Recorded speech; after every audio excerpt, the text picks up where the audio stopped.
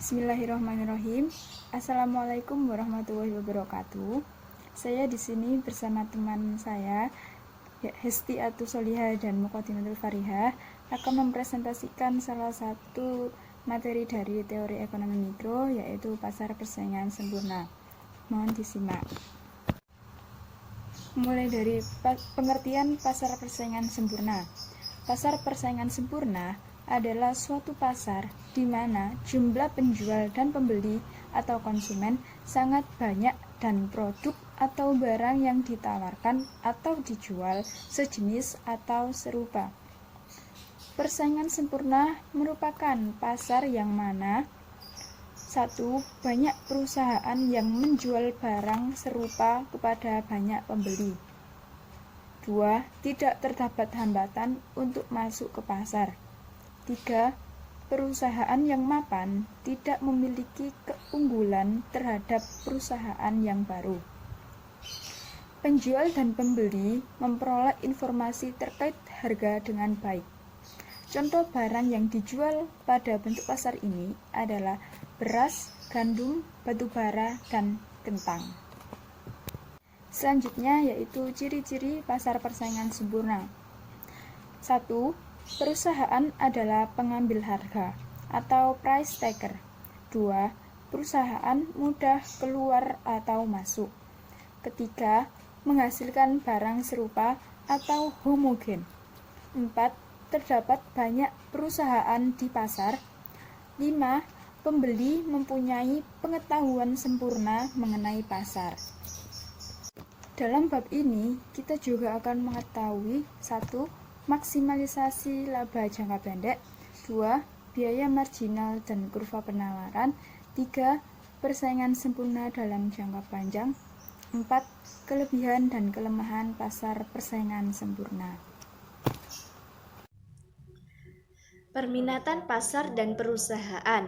Suatu perusahaan tidak mempunyai kekuasaan untuk menentukan harga interaksi seluruh produsen dan seluruh pembeli di pasar yang akan menentukan harga pasar.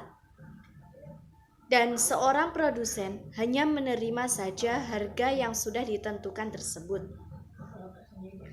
Dari gambar A menunjukkan permintaan dan penawaran ke atas barang yang dihasilkan perusahaan-perusahaan dalam suatu pasar persaingan sempurna.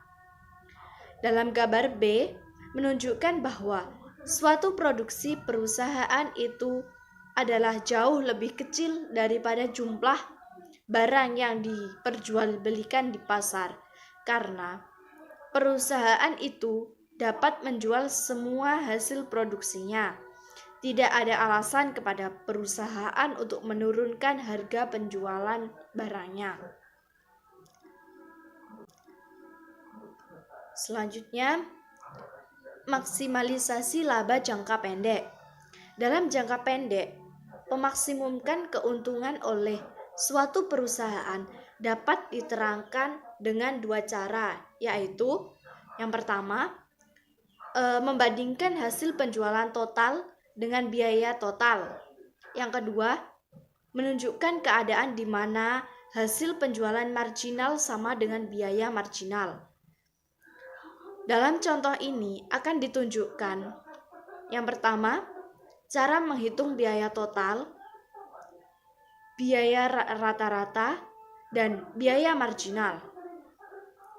Yang kedua, cara menghitung hasil penjualan total, penjualan rata-rata, dan penjualan marginal. Yang terakhir, menunjukkan cara suatu perusahaan menentukan tingkat produksi yang akan memaksimumkan keuntungannya. Selanjutnya, biaya marginal dan kurva penawaran.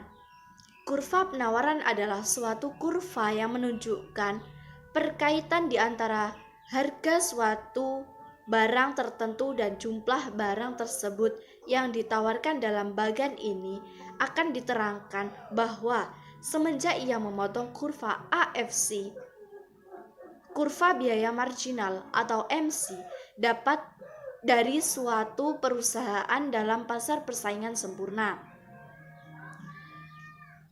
merupakan suatu penawaran dari perusahaan tersebut.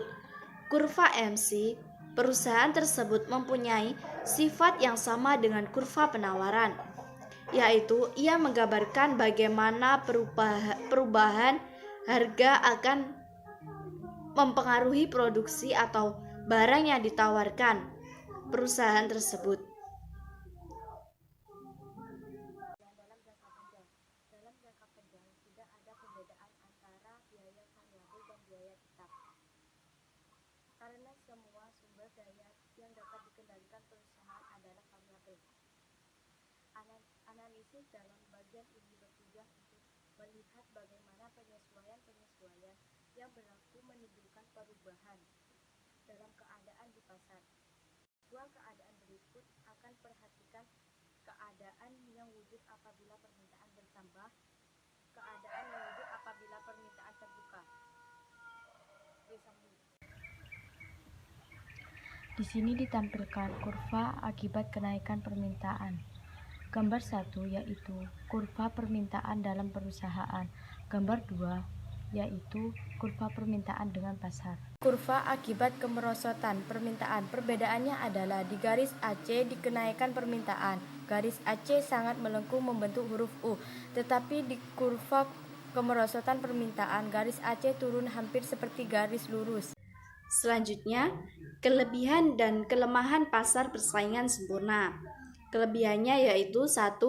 Harga jual barang dan jasa adalah yang murah. Yang kedua, jumlah output paling banyak sehingga rasio output per penduduk maksimal atau kemakmuran maksimal. Yang ketiga, masyarakat merasa nyaman dalam mengkonsumsi dan tidak takut ditipu dalam kualitas dan harga. Yang keempat, pembeli sangat mengetahui harga pasar sehingga sangat kecil terjadi kerugian atau kekecewaan. Yang terakhir, konsumen merasa sejahtera karena bebas memasuki pasar. Kelemahan pasar persaingan sempurna. Kelemahan dalam konsumsi, kelemahan pengembangan teknologi, konflik efisiensi keadilan, harga terdapat satu atau dua industri atau pasar yang mendekati persaingan sempurna, sedangkan sektor yang lain banyak tidak sempurna. Terdapat faktor eksternal yang tidak diperhitungkan dalam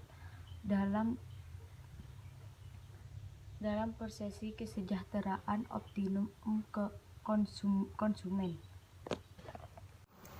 Sekian presentasi dari kami. Mohon maaf apabila ada kesalahan pengucapan. Terima kasih. Wassalamualaikum warahmatullahi wabarakatuh.